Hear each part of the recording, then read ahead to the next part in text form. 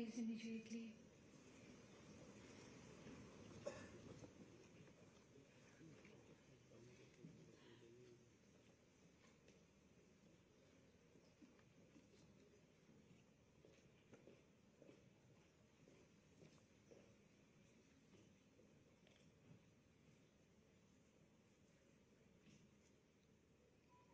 National anthem.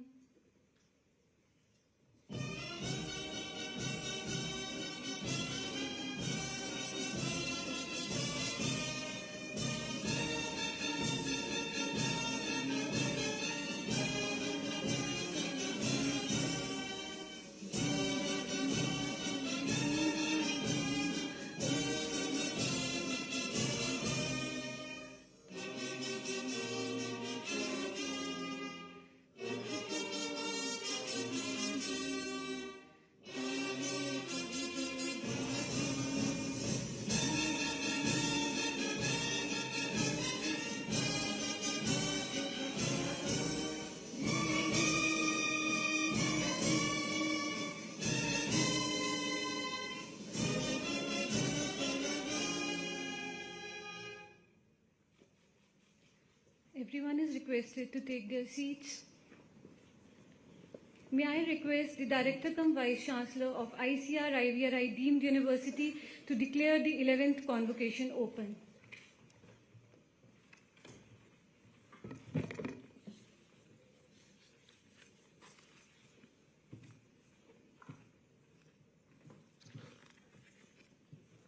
I declare the 11th convocation open.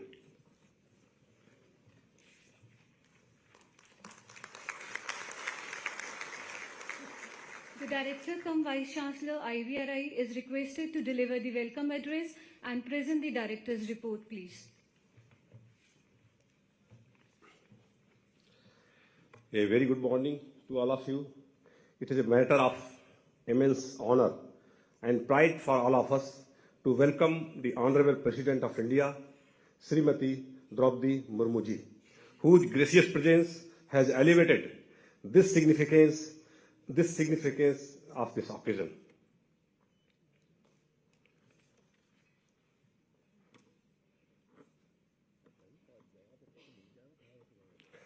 On behalf of IVRI family, I extend a sincere and heartfelt welcome to Honorable Governor Uttar Pradesh, Srimati Anandiben Patel ji.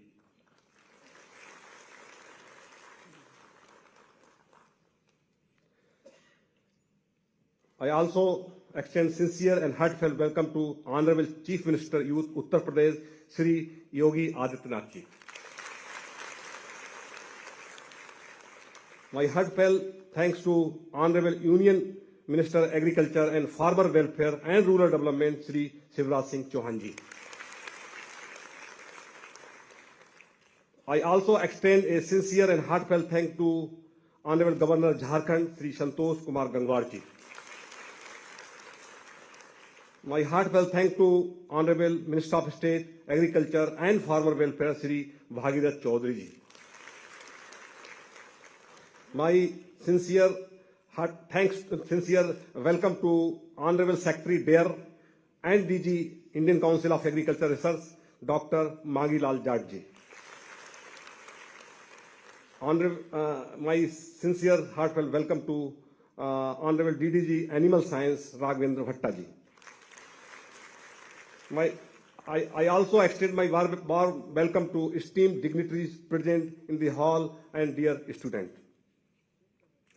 IVRI established in 1889 and is a premier institution for veterinary research and education.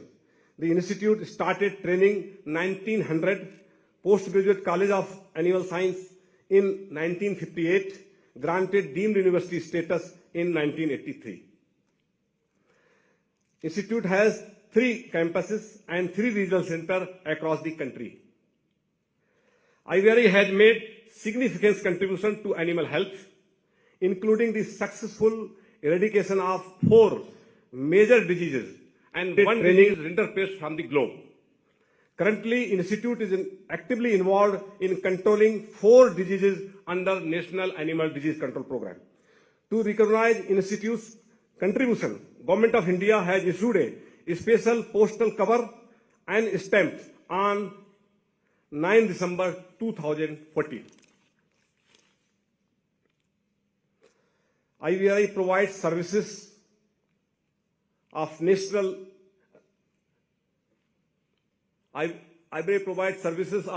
importance, including quality control testing of vaccine, supply of biologicals, disease diagnosis, wildlife healthcare management, and 24/7 treatment services.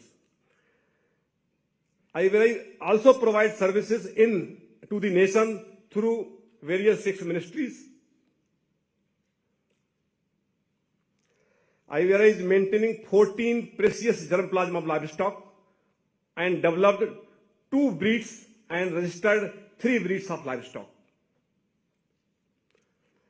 IVRI has commercialized 47 technologies, including 13 vaccine to 163 commercial houses. Institute has registered 107 IPRs, developed 109 ICT tools.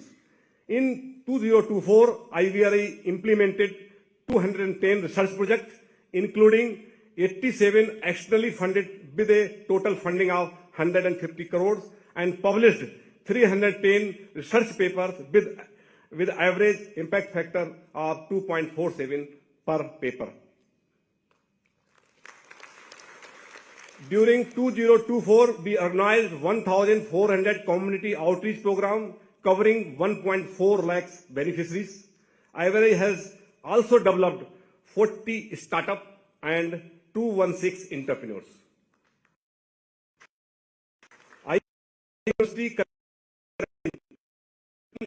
UG programs and PG academic programs and 90 other courses like diploma, certificate, and vocational courses. University has annual intake capacity of 420 students and presently 912 students on roll. So far, IVRI has awarded total 5,600 degrees with 100% placement. Today, 579 degrees and 65 awards will be conferred. We wish to express profound gratitude to the Honorable Chief Guest and Guest of Honor for gracing this occasion with their esteemed presence. Thank you once again. Dhanwad. Jai Hind.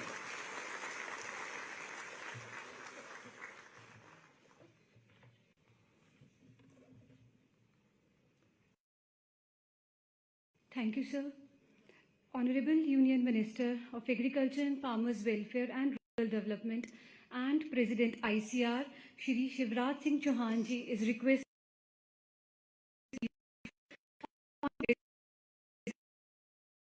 ji.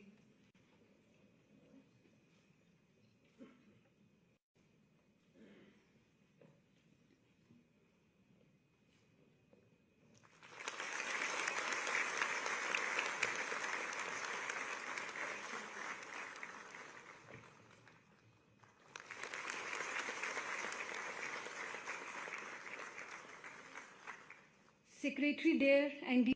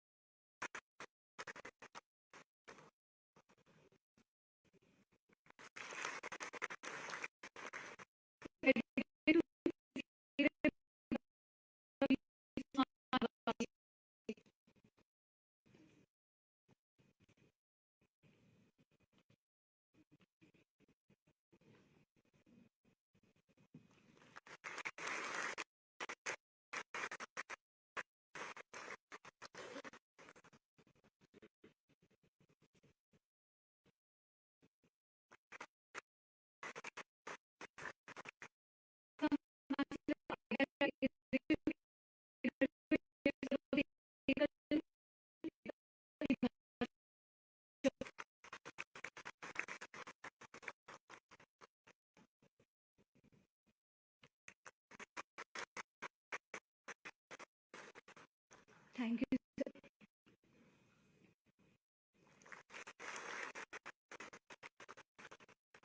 Now, I request Joint Director Academic and Dean IVR to present to degrees.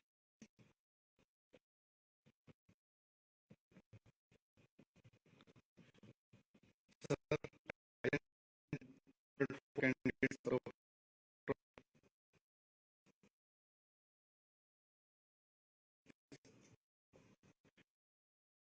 Bachelor of Veterinary examined and found qualified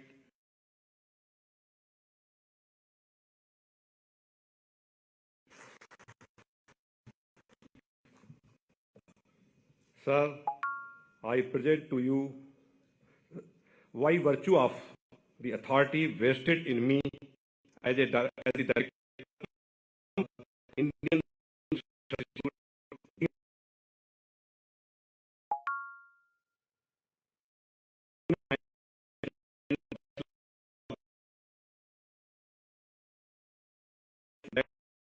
in your life, you were to do the same.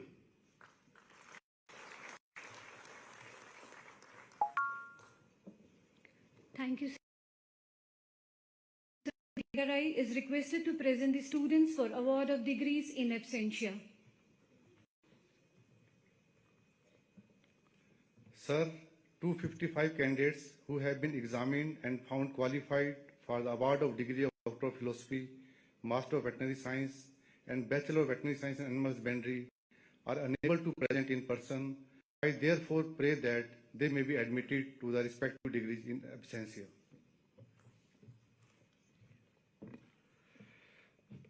By virtue of the authority vested in me as the Director cum Vice Chancellor of the IVRI deemed university, I admit the candidates to the degree of Doctor of Philosophy, Master of Veterinary Science, and Bachelor of Veterinary Science and Animal Husbandry in absentia.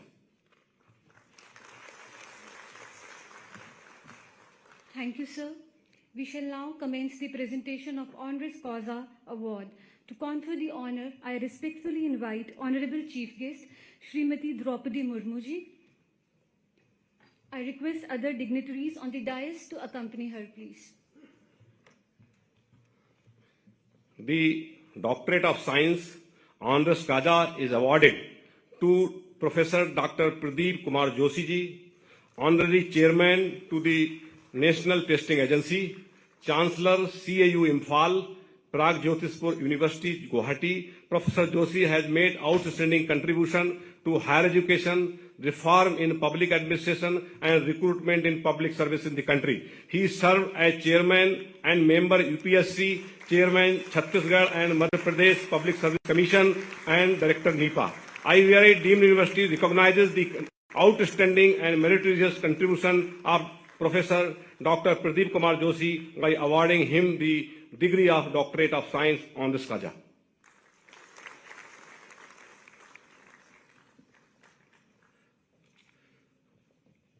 Doctorate of Science Honoris Causa is awarded to Dr. Mangilal Jatji, a distinguished system agronomist, currently serving as Secretary there and DG ICR.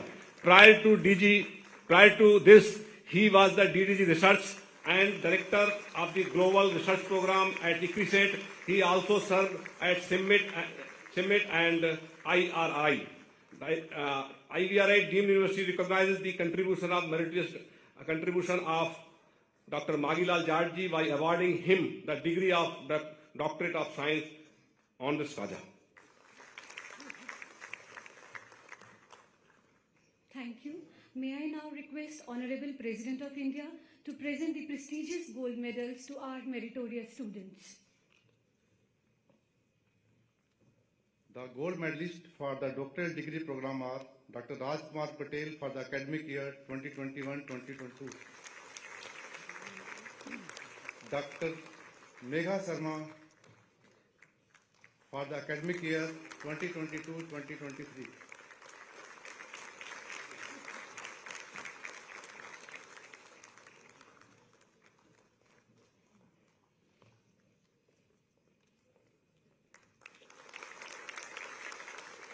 Dr. Navjot Singh Thakur for the academic year 2021-2022.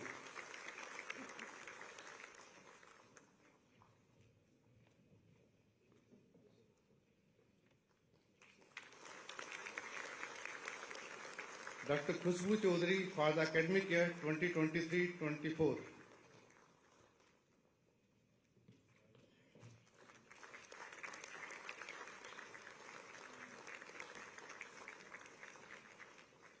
Dr. Tanya Chaudhary for the academic year 2023.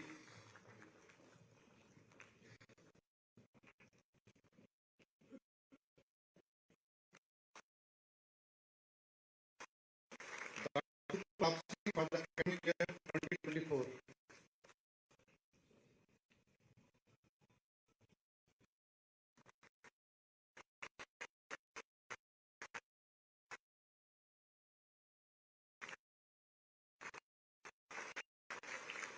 We now come to the end of our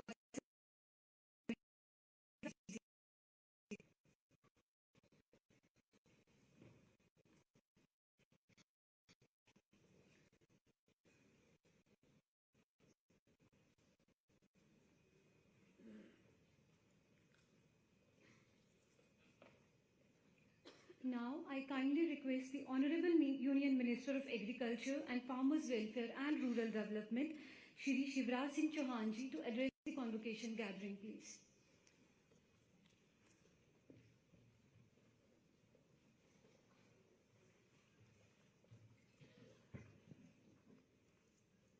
हमारे सौभाग्य से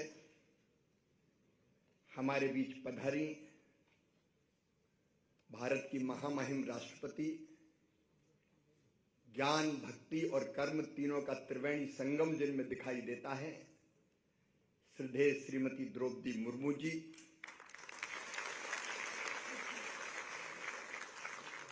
उत्तर प्रदेश की कर्मठ राज्यपाल जिनके साथ काम करने का सौभाग्य मुझे मध्य प्रदेश में मिला, श्रीमती आनंदीबेन पटेल जी, उत्तर प्रदेश के निष्काम कर्म योगी मुख्यमंत्री आदरणीय योगी आदित्यनाथ जी, झारखंड के माननीय राज्यपाल और लंबे समय तक जिनके पास लोकसभा में रहने का मुझे सौभाग्य मिला, आदरणीय संतोष गंगवार जी, मेरे सहयोगी राज्य मंत्री आदरणीय भागीरथ चौधरी जी, आईसीआर के डीजी जिनको अभी सम्मानित किया गया है, मांगीलाल जाट जी, राघवेंद्र भट्ट जी, त्रिवेणी दत्त जी, यहाँ उपस्थित अकादमिक परिषद के सभी सदस्यगण, संस्थान के सदस्य, विशिष्ट अतिथि और जिनको आज उपाधि मिल रही है, ऐसे प्रिय विद्यार्थी भांजे और भांजियों, सबको प्रणाम। मेरा सौभाग्य है कि भारत के सबसे प्रतिष्ठित पशु चिकित्सा अनुसंधान संस्थान के दीक्षांत समारोह में आज आपके बीच आया हूं। IVRI केवल एक संस्थान नहीं है, बल्कि भारत की ग्रामीण जीवन शैली, पशुपालन संस्कृति और वैज्ञानिक उन्नति का आधार है।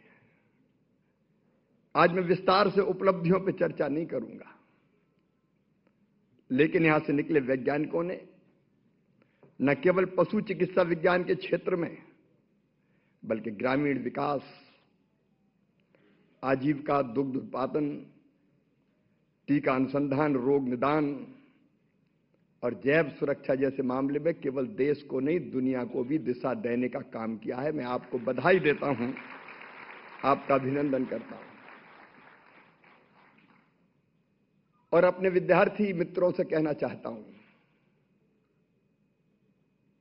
ये डिग्री प्राप्त करने का केवल समारोह नहीं है, नया उत्तरदायित्व आपके कंधों पर आया है। प्रिय बेटे बेटियों, अपने लिए तो सब जीते हैं, कीट पतंगे भी जीते हैं, पशु पक्षी भी जीते हैं। अपने लिए जिए तो क्या जिए, तू जी ए दिल जमाने के लिए। ये तुम्हारी उपाधि केवल तुम्हारे लिए नहीं है, ये देश की सेवा के लिए और प्रगति और विकास में योगदान देने के, नए आयाम गढ़ने के लिए है। तुम्हारा जीवन केवल तुम्हारा नहीं है। देखिए, भारत अत्यंत प्राचीन और महान राष्ट्र है और भारत का जो मूल है, एक ही चेतना हम सब में है, आत्मवत् सर्वभूतेषु वसुदैव कुटुंबकम। लेकिन भारत ने केवल मनुष्य मात्र की चिंता नहीं की। आज भी भारत के गांव गांव में बच्चा बच्चा कहता है, धर्म की जय हो, अधर्म का नाश हो, प्राणियों में सद्भावना हो। प्राणियों की चिंता करने वाला भी हमारा देश और विश्व का कल्याण हो। प्राणियों में पशु आते हैं, उनके बिना मानव का जीवन भी नहीं चल सकता। वो हमारे लिए केवल आजीव का आधार नहीं, भारत में तो उनको श्रद्धा का केंद्र ही माना गया है। गाय हमारी माता है, 33 करोड़ देवताओं का वास है, यह अवधारणा हर भारतीय के मन मस्तिष्क में बैठी है। और वैसे भी हम आज देखें तो आजीविका की दृष्टि से भी इनके बिना हमारा काम चल नहीं सकता। ये स्वस्थ रहें, उन्नत नस्लों का विकास लगातार होता रहे, बीमारियों से निपटने के उपाय खोजे जाते रहें, टीके बनाने से लेके अनेकों क्षेत्रों में आपने काम किया है, लेकिन अभी और काम करने की जरूरत है। इस बार हमने एक प्रयोग किया, वैज्ञानिक लैब में बैठते हैं हमारे और वहां रिसर्च करते हैं, और किसान या पशुपालक गांव में बैठा है, वो खेत में काम करता है। कई बार ये लैब टू लैंड मिलते ही नहीं थे। इस बार हमने विकसित कृषि संकल्प अभियान के माध्यम से यही विनम्र कोशिश की कि वैज्ञानिक गांव में जाए, किसानों के बीच में, पशुपालकों के बीच में, और वहां जमीन पर कैसे रिसर्च की जरूरत है ये तो देखें। आपका रिसर्च केवल पेपर लिखने के लिए नहीं है, आपके रिसर्च का रियल टाइम में लाभ मिलना चाहिए किसान को, पशुपालकों को। और मुझे कहते हुए प्रसन्नता है कि हमारे वैज्ञानिक निकले और कई नई जानकारियां मिली। हमने खेतों में देखा कि कई बार तो खेत में बैठा किसान भी वैज्ञानिक है। 300 से ज्यादा ऐसे प्रयोग किसानों ने किए। मैं विस्तार में नहीं जाऊंगा, लेकिन उन प्रयोगों को कैसे और साइंटिफिक तरीके से हम उनको और समृद्ध करके हम भेज सकते हैं नीचे। और जमीन पर जिस तरह की समस्या आ रही है, पशुपालन के बिना खेती लाभ का धंधा बन नहीं सकती, केवल फसलों से काम नहीं चलेगा। इंटीग्रेटेड फार्मिंग का एक नया कॉन्सेप्ट, जिसमें खेती के साथ साथ पशुपालन भी हो, बाकी भी आयाम है उसके, इसलिए पशुपालन आज भी अत्यंत महत्वपूर्ण है।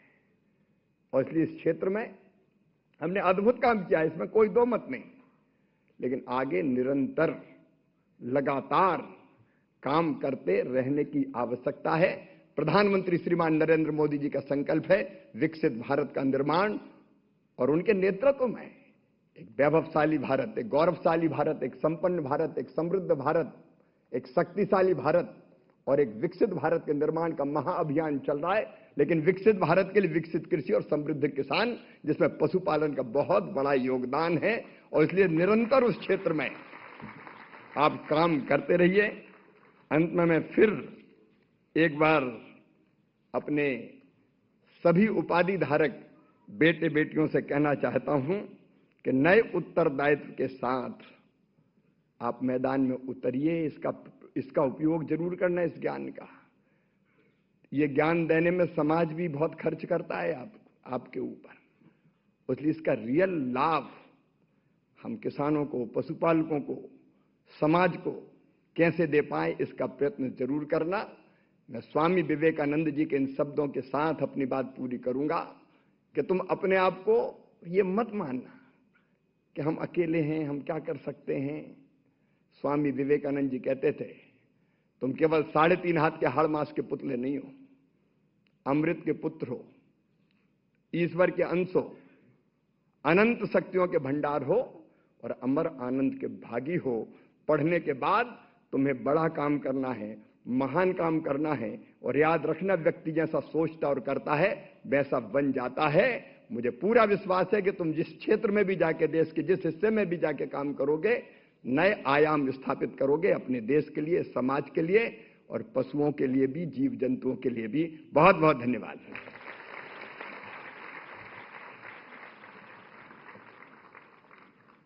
धन्यवाद सर।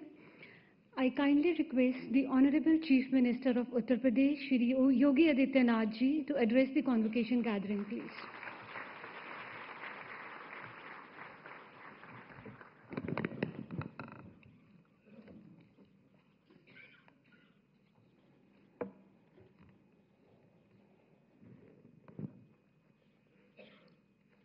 IVRI के इस 11वें दीक्षांत समारोह में मुख्य अतिथि के रूप में उपस्थित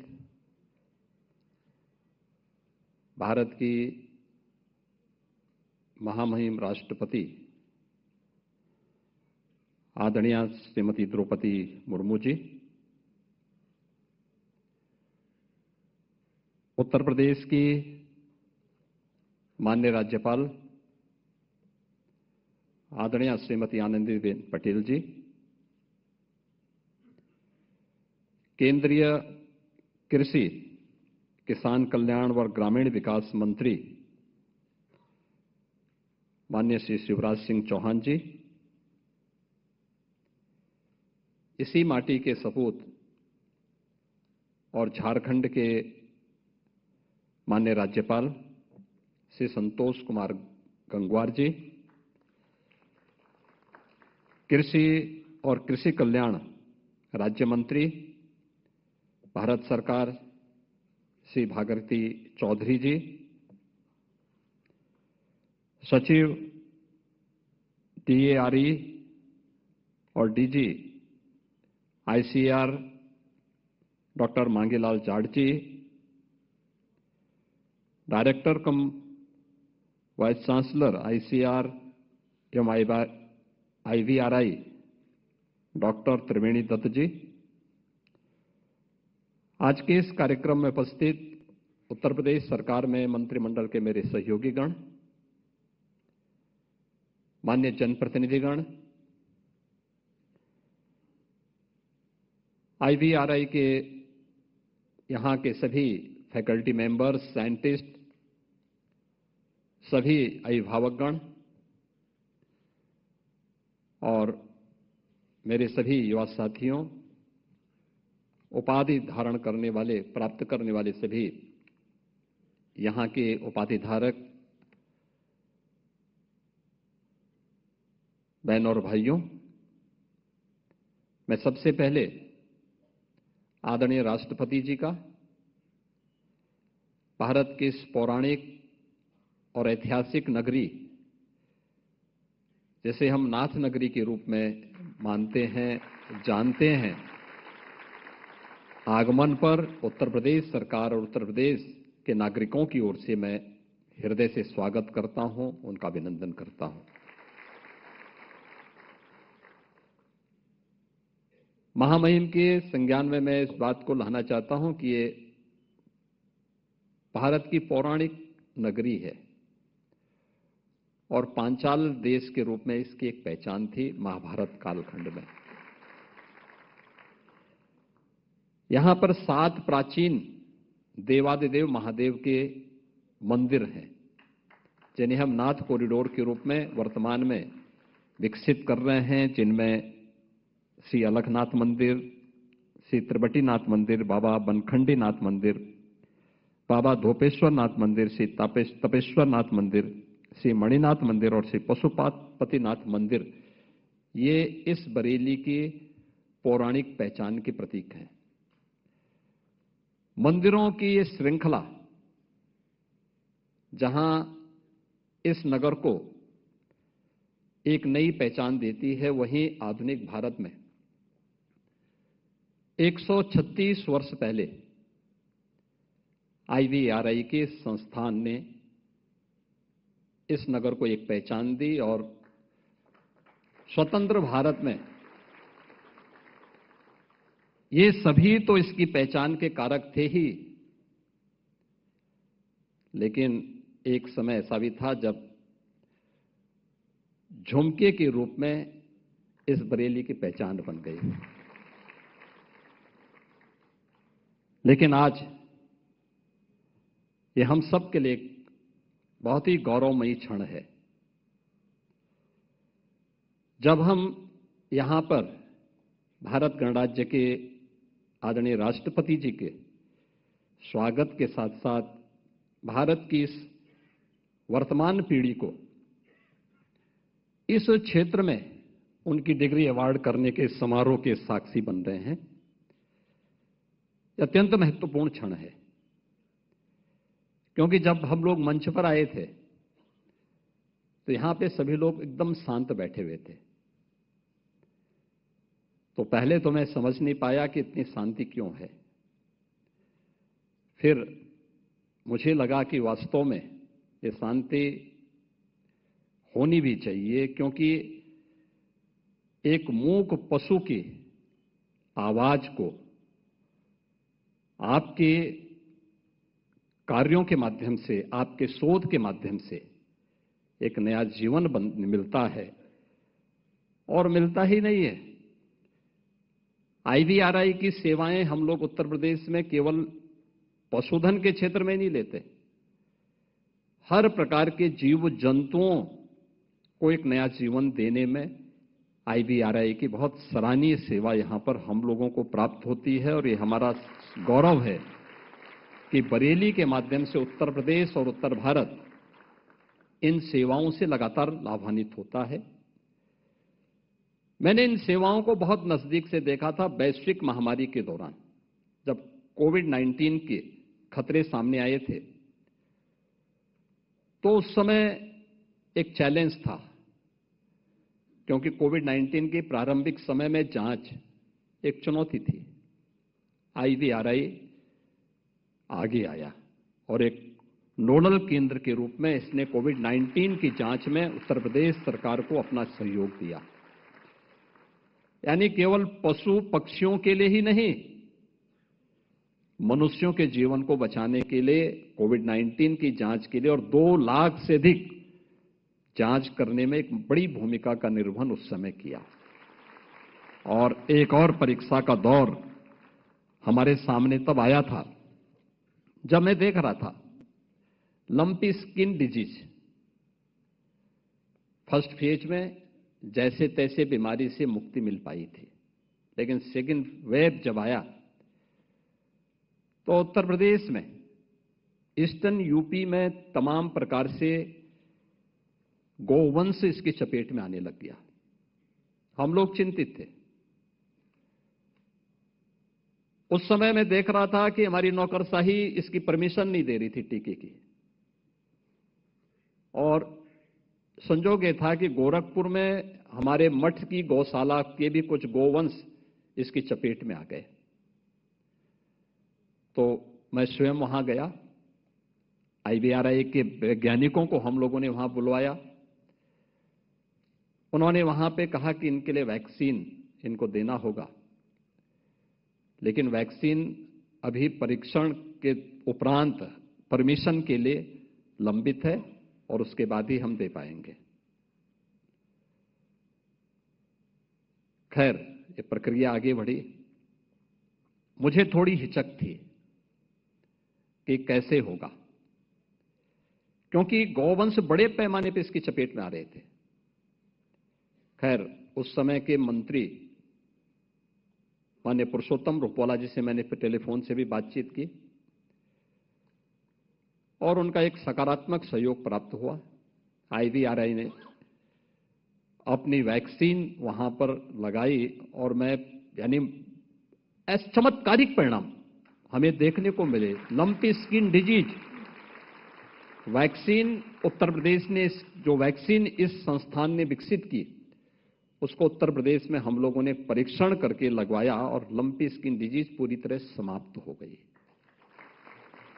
मैं यहां के इन सभी वैज्ञानिकों को हृदय से इस बात के लिए अभिनंदन करता हूं कि उन मूक पशुओं के आवाज को आपने अपने शोध के माध्यम से एक नया जीवन में परिवर्तित करके अन्नदाता किसानों के जीवन में एक परिवर्तन लाने का काम किया है। उन्नत नस्ल के पशुधन दे करके उन्नत नस्ल के उनके द्वारा इस क्षेत्र में किए जाने वाले उस सभी प्रयासों में आप सहभागी बने हैं और 136 वर्ष की साधना इस परिसर में हम सबको देखने को मिल रही है। आज जब यहां पर डिग्री अवार्ड के माध्यम से आदरणीय राष्ट्रपति जी ने भारत की वेटनरी साइंसेस के फील्ड में जो हमारे वर्तमान पीढ़ी कार्य करेगी, इस पीढ़ी को एक उनकी डिग्री अवार्ड करते हुए उन्हें जीवन क्षेत्र के रूप में आगे बढ़ने के लिए एक नई प्रेरणा दी है। और यह प्रेरणा हम सब के लिए एक नया अवसर होगा। नया अवसर भी इस बात को लेकर के होगा क्योंकि याद रखना, पहचान तो हमारी तभी होती है जब संकट आता है, कोई चुनौती हमारे सामने होती है। हम किस मजबूती से उस चुनौती का सामना कर पा रहे हैं, यह उस चुनौती के सामने हमारे द्वारा दिए जाने वाले परफॉर्मेंस पर निर्भर करती है। और इसके लिए सरदेव अटल जी ने एक बात कही थी कि आदमी को चाहिए कि वो जूझे, परिस्थितियों से लड़े, एक स्वप्न टूटे तो दूसरा गड़े। एक पांव धरती पर रखकर ही बावन भगवान ने आकाश पाताल को जीता था। धरती ही धारण करती है, कोई इस पर भार न बने, मिथ्या अभिमान से न तने। और मुझे लगता है यह अवसर आप सभी डिग्री धारण करने वाले और यहां पे जिन्हें डिग्री अवार्ड हुई है, उन सभी छात्र छात्राओं के लिए उनके जीवन का एक महत्वपूर्ण पल है। उनके भावकों का सपना साकार हो रहा है, उनके मित्रों का सपना साकार हो रहा है। इन शिक्षकों की जीवन की साधना आपके रूप में समाज को वापस प्राप्त हो रही है। समाज की सेवा के लिए आप सब अर्पित किए जा रहे हैं। आप अपनी सेवा के माध्यम से आदरणीय प्रधानमंत्री जी के विकसित भारत की उस संकल्पना में अपना योगदान देंगे। इस विश्वास के साथ मैं आज के इस अवसर पर 11वें दीक्षांत समारोह के अवसर पर IVRI के आप सभी स्नातक, परास्नातक और PhD की डिग्री प्राप्त करने वाले सभी उपाधि धारकों को हृदय से बधाई देता हूं। आप सबके प्रति मैं अपनी मंगल में शुभकामनाएं व्यक्त करते हुए आदरणीय राष्ट्रपति जी का, आदरणीय राज्यपाल महोदय का, केंद्रीय मंत्री माननीय शिवराज सिंह चौहान जी का, माननीय संतोष गंगवार जी का, माननीय श्री भागीरथी चौधरी जी का हृदय से स्वागत और अभिनंदन करता हूं। धन्यवाद। जय हिंद।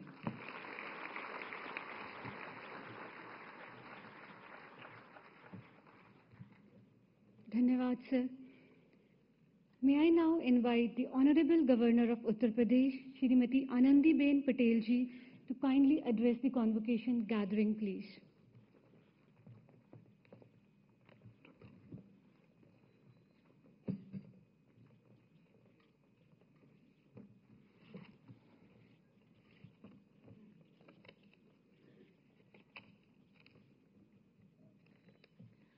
दीक्षांत समारोह की मुख्य अतिथि और भारत की माननीय राष्ट्रपति श्रीमती द्रौपदी मुर्मू जी, उत्तर प्रदेश के माननीय मुख्यमंत्री श्री योगी आदित्यनाथ जी, माननीय कृषि एवं किसान कल्याण तथा ग्रामीण विकास मंत्री भारत सरकार श्री शिवराज चौहान जी, माननीय राज्यपाल झारखंड श्री संतोष गंगवार जी, माननीय कृषि एवं किसान कल्याण राज्य मंत्री भारत सरकार श्री भागीरथ चौधरी जी, कृषि अनुसंधान एवं शिक्षा विभाग के सचिव तथा ICAR के महानिदेशक डॉक्टर मांगीलाल जाट जी, भारतीय कृषि अनुसंधान परिषद एवं भारतीय पशु चिकित्सा अनुसंधान के निर्देशक एवं कुलपति डॉक्टर त्रिवेणी दत्त जी, भारतीय कृषि अनुसंधान परिषद एवं भारतीय पशु चिकित्सा अनुसंधान संस्थान के डीन डॉक्टर संजोत कुमार मेदिरत्ता जी, संस्थान के समस्त पूर्व निर्देशकगण,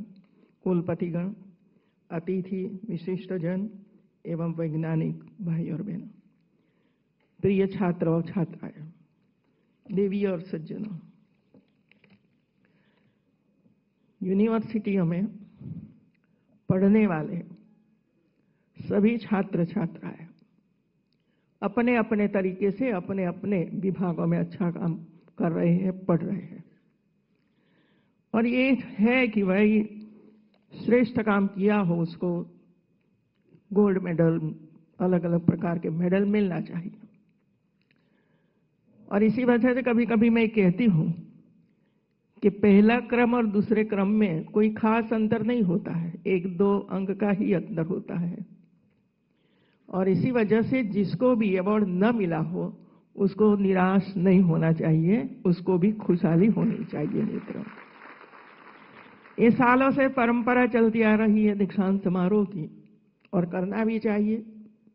शुभकामनाएं, प्रेरणा, मार्गदर्शन और आगे आने वाले समय में हमें क्या करना चाहिए, ये पूरा मार्गदर्शन ऐसे समय में हम सब लोगों को, ऐसे वरिष्ठ लोगों से मिलता है। और यही काम हमारा सबका है मित्रों। मैं आज इतना ही बताऊंगी कि उत्तर प्रदेश की जो यूनिवर्सिटियां हैं, जब मैं राज्यपाल का एक दायित्व निभा रही थी और इधर आई, तब मैं माननीय प्रधानमंत्री जी को मिलने के लिए गई कि हमें क्या करना चाहिए, क्योंकि एक और एक कहा जाता है कि भाई वो तो पोस्ट ऐसी है कि आप कुछ नहीं कर सकते हो। और मैं तो गुजरात में 30 साल काम करके आई। तो प्रधानमंत्री जी ने अपनी चिंता व्यक्त की, और ये चिंता ये थी कि देखिए भारत भर में हमारी कोई यूनिवर्सिटी 1000 में भी नहीं है, 500 में भी नहीं है। हमें सब प्रयास करके हमारी जितनी जिस प्रकार की यूनिवर्सिटियां है, इसमें मेहनत करके, बैठकर, सोचकर, मार्गदर्शन कर वहां क्वालिटी एजुकेशन हो, रिसर्च हो, और जो खुटती कड़ियां है वो करना है। और दूसरा, नेशनल एजुकेशन पॉलिसी का इम्प्लीमेंटेशन करवाना है, नए नए हमारे अभ्यासक्रम करना है, और बच्चों में जो टैलेंट है वो सीखना चाहते हो, जो करना चाहते हैं, और समाज को जो जरूरत हो, चाहे वो महिला हो, चाहे वो कोई डॉक्टर हो, चाहे किसान हो, उनको क्या जरूरत है, उनकी क्या समस्याएं हैं, ये समस्याओं का समाधान हम किस तरह कर सकते हैं, ये बात हम लोगों को बताइए। तो हम लोगों ने प्रयास शुरू किया मित्रों, और कृषि यूनिवर्सिटियां उत्तर प्रदेश में 5 हैं, 4 कृषि यूनिवर्सिटी, 1 पशुपालन वेटरनरी। जब मैंने कहा कि हम लोग NRI में जा रहे हैं और नेक मूल्यांकन लिखिए हमें प्रयास करना है, तब पहले ही मेरे सामने ये आया कि हम तो ICAR जो कहेगा वो ही करेंगे। मैंने कहा नेक कहेगा वो नहीं करोगे, NRI जो चाहता है वो नहीं करोगे, नहीं, लेकिन हमें करना ही है। जब तक हम ऐसे क्वालिटी एजुकेशन के लिए प्रयास करें, और हम कहाँ हैं, हमारी कमियां क्या है, हमारी खूबियां क्या है, जरूरत क्या है, समस्या क्या है, ये जब तक हम इसके सामने रखकर काम नहीं करेंगे, तब तक किसी को फायदा होने वाला है नहीं है। सिर्फ 200 एकड़ जमीन में हम बैठे रहते हैं, और बाहर जाकर काम करना चाहिए, मिलना चाहिए, स्टूडेंट्स को मिलना चाहिए, आसपास के गांव के स्टूडेंट काफी यूनिवर्सिटी तक पहुंचे, इसके लिए प्रयास करना चाहिए। ये हमारा मकसद रहा मित्रों। और मैं आज कृषि यूनिवर्सिटी में इधर आई हूं, पशुपालन यूनिवर्सिटी में, तब कहूंगी हमारी 2 यूनिवर्सिटी कृषि, अयोध्या यूनिवर्सिटी कृषि यूनिवर्सिटी है, नेक में A++ प्राप्त किया है मित्रों, और पूरे भारत में सबसे प्रथम नंबर पर है। दूसरी मेरठ की कृषि यूनिवर्सिटी सरदार वल्लभ भाई पटेल, ये भी A प्राप्त हुआ है उसको मित्रों। और इसी वजह से पता चला कि हम कहाँ खड़े हैं। उसके कल्याण मेला जो होता है किसानों का, तब मैं जाती हूं और किसानों के साथ बैठकर हम सोचते हैं, पूछते हैं कि क्या जरूरत है। महिलाओं को पूछते हैं कि आप काम कर रहे हो, क्या जरूरत है। सोचिए भाई बहनों, मैं तो पशुपालन भी करके आई हूं, कृषि करके भी आई हूं और पढ़ते पढ़ते ये सब कुछ किया है। ऐसा नहीं कि पढ़े इस वजह छोड़ दिया, उस आज भी करते हैं। जब तक हमारी महिलाओं के साथ हम नहीं बैठेंगे, उनके पशु को क्या है वो तो वो ही स्वयं बताएगी, हम नहीं बता सकते हैं, वो स्वयं बताएगी। पहले दूध ज्यादा आता था, अभी कम हो गया। वो चल नहीं सकती है, पहले ऐसी थी, अभी वो हो रहा है, वो घास नहीं खा रही है। ये तो आप मिलोगे तो वो कहेगी आपको। दूसरा, सब जगह पानी अलग अलग है मित्रों, सब जगह पर्यावरण अलग अलग है और ऐसी मिट्टी अलग अलग है। और इसमें हम कृषि करते हैं, वेटरनरी का काम भी हम लोग करते हैं, तो हम ध्यान से नहीं देखेंगे। एक हमारे शिवराज सिंह चौहान मित्रों अच्छी बात करी, लैब टू लैंड 2003 में गुजरात में आदरणीय मुख्यमंत्री नरेंद्र भाई मोदी थे, तब कृषि रथ यात्रा का आयोजन किया था मित्रों, और सभी वैज्ञानिकों समर में बाहर निकाला था कि जाइए किसानों के बीच में बैठिए, किसानों को मिलिए, क्या प्रॉब्लम है। और लगातार 30 दिन तक पूरे गुजरात में गांव गांव कृषि रथ यात्रा जाती थी और कंपलसरी था हमारे लिए, मंत्रियों के लिए, विधायकों के लिए, एमपीओ के लिए, जनता के लिए कि आपको भी रथ यात्रा के साथ जाना है, बैठना है और आपको भी सुनना है मित्रों। तब जाकर परिवर्तन आता है और ये परिवर्तन आया मित्रों। मुझे खुशी है कि आज हमारे बीच में हमारी आदरणीय प्रेसिडेंट, उनका जीवन पढ़ लीजिए मित्रों, कैसे महिलाएं संघर्ष करके आगे आती हैं और दूसरों को प्रेरणा देती हैं मित्रों। ऐसी हमारी द्रौपदी मुर्मू जी दीक्षांत समारोह में आप सबको अवार्ड देने के लिए आई है। मतलब ये नहीं है कि अवार्ड लेकर हम चले जाएंगे, लेकिन जो आप सुनते हो क्या जरूरत है वो धरती तक, हर किसान तक, हर महिला तक पहुंचाने का हम संकल्प करें और उसको जो चाहिए वो उसको मिले। बजट में तो काफी कुछ रखता है मित्रों, अब्बों रुपया का बजट आता है।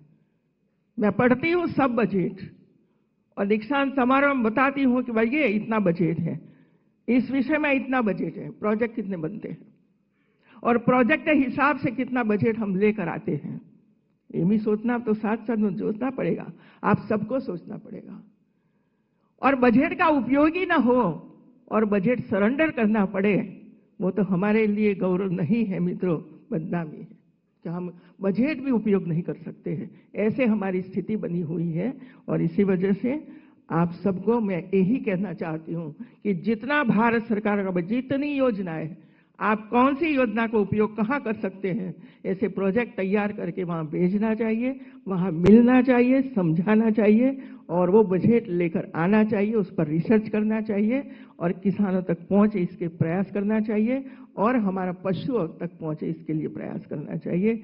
आप सबको मैं बहुत बहुत बधाई देती हूँ, क्योंकि आप इसी क्षेत्र में हो जो बहुत ही इम्पोर्टेंट क्षेत्र है और रोजगार देने वाला सबसे श्रेष्ठ और सबसे पहला एक क्षेत्र है मित्रों। और इसी वजह से आप सबको बहुत बहुत बधाई। अच्छा काम करते रहिए, अपने माता पिता को भी संभालते रहिए। जय Hind.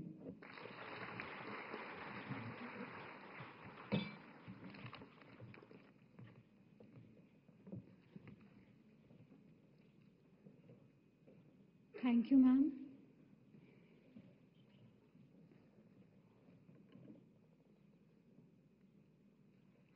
I humbly request the Honorable President of India, Srimati Draupadi Murmu ji, to deliver the convocation address, please.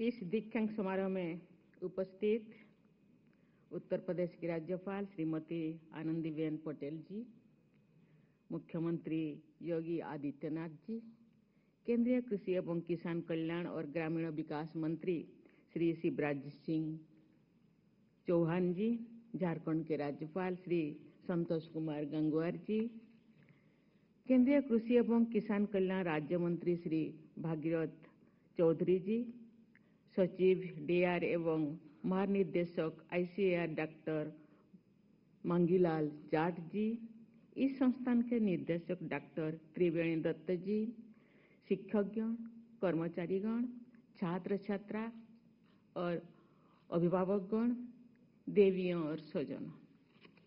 प्रिय विद्यार्थियों, देवियों और स्वजनों, पशु स्वास्थ्य और कल्याण से जुड़े इस ऐतिहासिक संस्थान में आप सबके बीच उपस्थित होकर मैं हार्दिक प्रसन्नता हो रही हूँ। मैं इस संस्थान से जुड़ी सभी पूर्व एवं वर्तमान शिक्षकों और शोधकर्ताओं को पशु चिकित्सा अनुसंधान में योगदान देने के लिए सराहना करती हूँ। पशुओं के प्लेग के नाम से जाने जाने वाली रिंडरफस्ट महामारी की रोकथाम के लिए वर्ष 1889 में स्थापित इस संस्थान ने 135 वर्ष की अपनी यात्रा में कई महत्वपूर्ण उपलब्धियां हासिल की हैं। इस संस्थान के वैज्ञानिकों द्वारा किए गए शोध कार्यों का प्रमाण इस संस्थान के नाम दर्ज अनेक पेटेंट्स, डिजाइन्स और कॉपीराइट्स में है। Prevention is better than cure की कहावत पशुओं के स्वास्थ्य के लिए भी पूरी तरह से लागू होती है। बीमारियों की रोकथाम में टीकाकरण की अहम भूमिका है। ये इस संस्थान के लिए गर्व का विषय है कि राष्ट्रीय पशु रोग नियंत्रण कार्यक्रम में अनेक टीके यहीं पर विकसित किए गए, जो मेरे पूर्व यहाँ के मुख्यमंत्री ने हम सबके सामने बातों को रखा। देवियों और स्वजनों,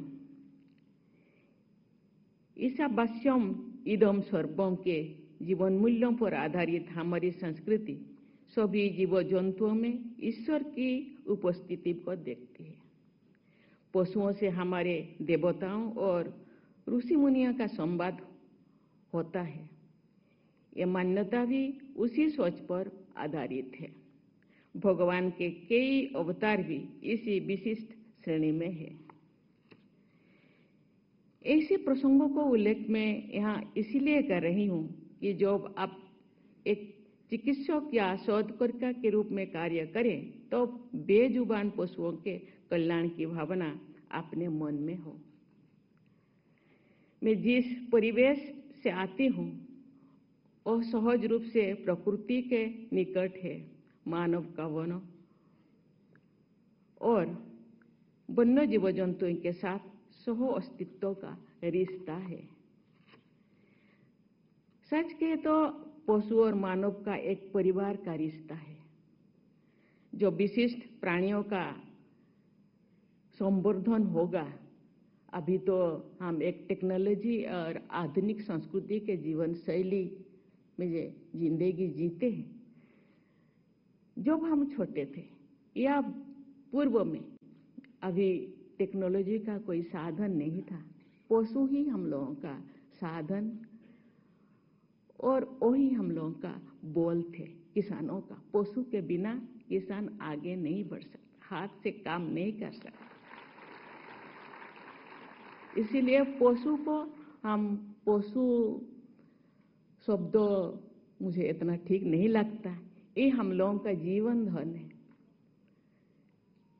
उनके बिना हम जिंदगी सोच नहीं सकते। जिंदगी तो जैव विविधता बढ़ गई और ये धरती तो था मानव जाति खुशहाल होती थी। जैव विविधता के शरण का एक उदाहरण है, हम जब छोटे थे बहुत सारे गीधे आप भी देखते होंगे, लेकिन आज वो गीधों की समाज आप विलुप्त हो गया है। मुझे लगता है गीधों के विलुप्त प्राय होने के पीछे पशु चिकित्सा में इस्तेमाल होने वाले रासायनिक दवाओं की भी भूमिका होनी चाहिए। बहुत सारे भूमिकाओं में से, बहुत सारे रीजन में से, बहुत सारे कारण में से ये भी एक कारण है। ऐसी दवाओं पर प्रतिबंध लगाना गिद्धों के संरक्षण की दिशा में सराहनीय कदम है। अभी वैज्ञानिकों ने इस दिशा में कदम उठाए, इसलिए मैं उनको बहुत बहुत धन्यवाद देना चाहती हूँ। और भी कोई प्रजातियां या तो विलुप्त हो गई है या विलुप्त होने पर कगार पे है। इन प्रजातियों का संरक्षण पर्यावरण संतुलन के लिए बहुत ही आवश्यक है। भारतीय पशु चिकित्सा अनुसंधान संस्थान जैसे संस्थाओं से मेरी अपील है कि वे जैव विविधता को बढ़ाने में अग्रणी भूमिका निभाएं और आदर्श प्रस्तुत करें। मैं आज उपाधि और पदक प्राप्त करने वाली सभी विद्यार्थियों को बहुत बहुत बधाई देती हूँ। इस सफलता में योगदान देने वाले आपके शिक्षकों, परिवारजनों और अभिभावकों को भी शुभकामनाएं प्रेषित करती हूँ। आज पदक प्राप्त करने वाले विद्यार्थियों में छात्राओं की बड़ी संख्या देखकर मुझे गर्व हो रहा है कि बेटियां अन्य क्षेत्र की तरह पशु चिकित्सा क्षेत्र में भी आगे आ रही है। ये बहुत ही शुभ संकेत है। जिस चीज की हम लोगों के गवर्नर ने हम लोगों के सामने रखे कि महिलाएं भी आगे जा रही, क्योंकि जो गुहाल का काम करते थे, केटल शेड का गांव में काम करते हैं, कौन काम करते हैं? माँ, बहन। गायों को सेवा कौन करते थे? माँ बहन करते थे, क्योंकि गायों से या पशुओं से जुड़ाव माताओं बहनों का ज्यादा है। इसलिए माता बहनें, हमारे यहाँ जमीन में भी काम ज्यादा बहनें काम करते हैं, माताएं काम करते हैं आज भी। इसीलिए इस क्षेत्र में बेटियों का जुड़ाव मुझे बहुत अच्छा लगा। बहुत बहुत धन्यवाद देना चाहती हूँ। प्यारे विद्यार्थियों, आप सब ने निरीह और बेजुबान पशुओं की चिकित्सा और कल्याण के क्षेत्र को अपने करियर के रूप में चुना है। मैं चाहती हूं कि आपके इस चुनाव के पीछे सर्वे भवन्तु सुखिनः सर्वे सन्तु निरामया की भारतीय सोच का भी योगदान रहा है। आपके संस्थान का ध्येय वाक्य है सत्यात् संजायते ज्ञानम, जिसका भावार्थ है सत्य गुण से ज्ञान की प्राप्ति होती है। मुझे विश्वास है कि इसी भावना के साथ आपके यहाँ पर शिक्षा प्राप्त की होगी और भविष्य में भी इसी मूल भावना के साथ कार्य करते रहेंगे। मेरी सलाह है कि जो भी आपके सामने दुविधा का क्षण हो, आप उन बेजुबान पशुओं के बारे में सोचिए जिनके कल्याण के लिए आपने शिक्षा ग्रहण की है। आपको सही मार्ग जरूर दिखाई देगा। मुझे बताया गया है कि पशु विज्ञान के विभिन्न क्षेत्रों में उद्यमिता और स्टार्टअप को बढ़ावा देने के लिए इस संस्थान में पशु विज्ञान इंक्यूबेटर कार्यरत है। आपको इस सुविधा का लाभ लेते हुए अपने उद्यम स्थापित करने चाहिए। इससे आप न केवल जरूरतमंदों को रोजगार दे पाएंगे, बल्कि देश की अर्थव्यवस्था में भी योगदान कर पाएंगे। विश्व भर के प्रतिष्ठित संस्थानों और उद्यमों में सेवारत यहाँ के पूर्व विद्यार्थियों भी इस कार्य में आपका मार्गदर्शन कर सकते हैं। देवियों और स्वजनों, आज दुनिया भर में वन हेल्थ की अवधारणा महत्व प्राप्त कर रही है। इस अवधारणा के अंतर्गत ये माना जाता है कि मानव, घरेलू तथा जंगली जानवर, वनस्पति और व्यापक पर्यावरण सभी एक दूसरे पर आश्रित है। हमें अपनी परंपरा और इस अवधारणा का अनुसरण करते हुए पशु कल्याण के लिए प्रयास करना चाहिए। एक प्रमुख पशु चिकित्सा संस्थानों के रूप में इंडियन वेटनरी रिसर्च इंस्टीट्यूट इस क्षेत्र में विशेष रूप से जूनोटिक बीमारियां की रोकथाम और नियंत्रण में महत्वपूर्ण भूमिका निभा सकता है। ईश्वर ने मनुष्य को जो सोचने समझने की शक्ति दी है, उसका उपयोग सभी जीव जंतुओं के कल्याण के लिए किया जाना चाहिए। हाल की कोरोना महामारी में मानव जाति को आगाह किया है कि उपभोग आधारित संस्कृति ने न केवल मानव जाति बल्कि अन्य जीव जंतुओं और पर्यावरण को अकल्पनीय क्षति पहुंचा सकती है। पशु कल्याण के लिए नियमित रूप से पशु आरोग्य मेलों का आयोजन होना चाहिए। इन मेलों के तहत गांव-गांव में कैंप, लगातार पशुओं की चिकित्सा होने पर पशुओं के साथ साथ समाज भी स्वस्थ रहेगा। मैं थोड़ा किसान परिवार से जुड़ी हूँ, लेकिन आज गांव-गांव में पशु दिखने को नहीं मिलते हैं। घरेलू पशु जो हम लोगों को खेती में सहयोग करते हैं। आज टेक्नोलॉजी आया, आज ट्रैक्टर, लेकिन कृषि साथी जो केंचुआ, ये बहुत सारे चीजें जमीन में जो रहेंगे वो आज खत्म हो गया, जमीन बंजर हो गया। लेकिन उसको हम किस रूप से संरक्षण कर पाए, जमीनों का उर्वरता कैसे हम अच्छा कर पाए, इसी दिशा में सबको सोचना चाहिए। एक किसानों को भी और वैज्ञानिकों को भी, चिकित्सकों को, जनसाधारण को इसी दिशा में हमको सोचना चाहिए, क्योंकि पशु संपदा का संरक्षण, उनका विकास हम सबका कर्तव्य होना चाहिए। पशु कल्याण के लिए नियमित रूप से पशु आरोग्य मेलों का आयोजन होना चाहिए। इस मेले के तहत गांव-गांव में कैंप लगातार पशुओं की चिकित्सा होने से पशुओं के साथ साथ समाज भी स्वस्थ रहेगा। टेक्नोलॉजी अन्य क्षेत्र की तरह पशु चिकित्सा और देखभाल में भी क्रांतिकारी परिवर्तन लाने की क्षमता रखती है। टेक्नोलॉजी के प्रयोग से देश भर के पशु चिकित्साओं को सशक्त बनाया जा सकता है। Genome editing, एम्ब्रॉय transfer technologies, artificial intelligence, big data analytics जैसे टेक्नोलॉजी की प्रयोग से इस क्षेत्रों में क्रांतिकारी बदलाव ला जा सकते हैं। आधुनिकतम टेक्नोलॉजी का उपयोग करके IVRI जैसे संस्थानों को पशु रोगों के निदान और उनको पोषण उपलब्ध कराने में स्वदेशी और सस्ते उपाय ढूंढने चाहिए, क्योंकि सब एफोर्डेबल हो, चिकित्सा सबको मिल सके। साथ ही उन दवाओं के विकल्प भी तलाशने चाहिए जिनके साइड इफेक्ट्स न केवल पशुओं के बल्कि मनुष्य और पर्यावरण को भी प्रभावित करते रहें। अंत में मैं एक बार फिर उपाधि और पदक प्राप्त करने वाले सभी विद्यार्थियों को बहुत बहुत बधाई देती हूँ। मेरी आशीर्वाद आपके साथ है। धन्यवाद। जय हिंद, जय Bharat.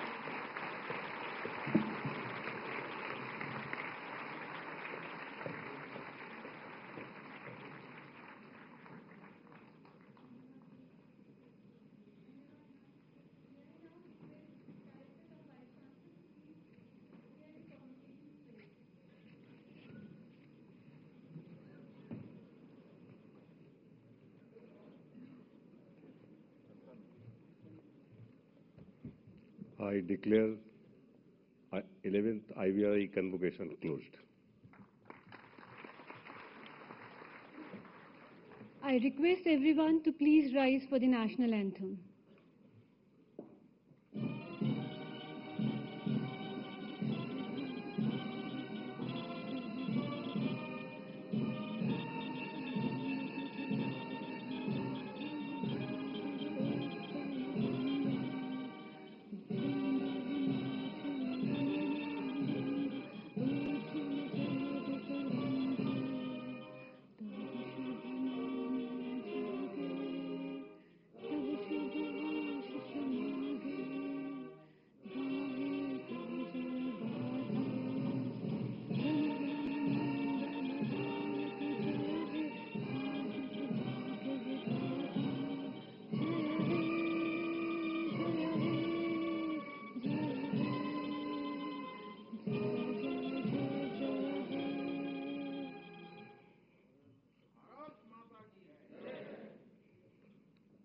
I kindly request everyone to remain standing at your places until the dignitaries on the stage leave the convocation hall.